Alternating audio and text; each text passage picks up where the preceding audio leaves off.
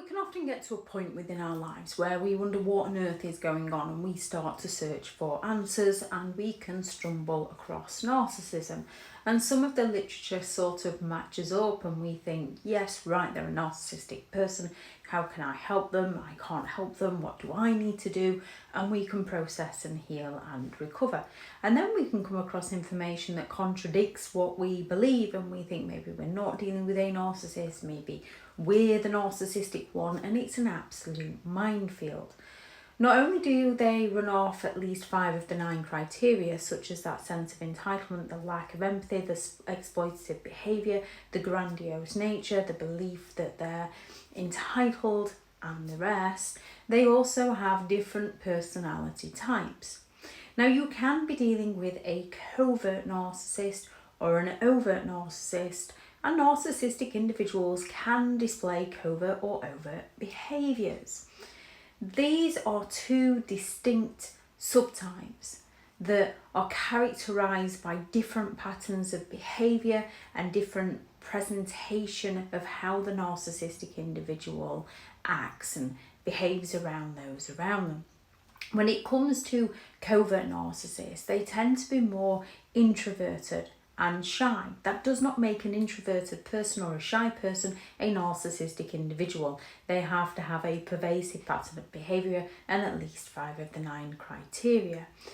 Overts tend to display more extroverted and grandiose behaviour, and that does not make an extroverted person a narcissist. It depends on the other behaviours within that person. The introvert and the extrovert, the covert and the overt, leads to a difference in how they seek the validation and the attention that they so desperately crave from those around them.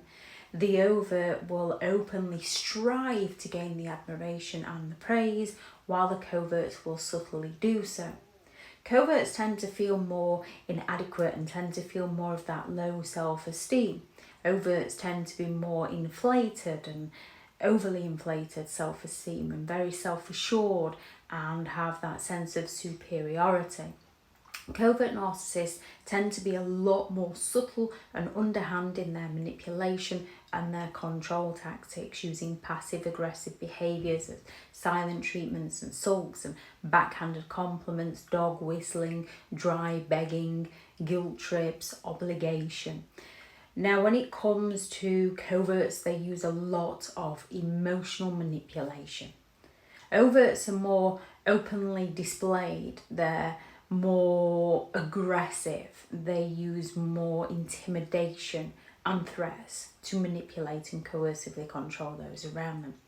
Coverts are more likely to play the victim, not that that will stop an overt if they believe they need to. However, coverts are more likely to play the victim to gain the sympathetic attention. Overts are more likely to play the victim to avoid consequences for their actions. Overts are more open about their behaviour to assert that dominance and control. They use more intimidation. Coverts are more prone to feeling that sense of emptiness, and overts are more likely to exhibit more arrogant and grandiose behaviours. When it comes to a covert narcissist, it's often more difficult to recognise their behaviours because they are a lot more subtle than the overt, grandiose, outright behaviours of an overt narcissistic individual. Coverts tend to be a lot more aware of the perception of others towards them, a lot more aware of the games they're playing and their behaviour.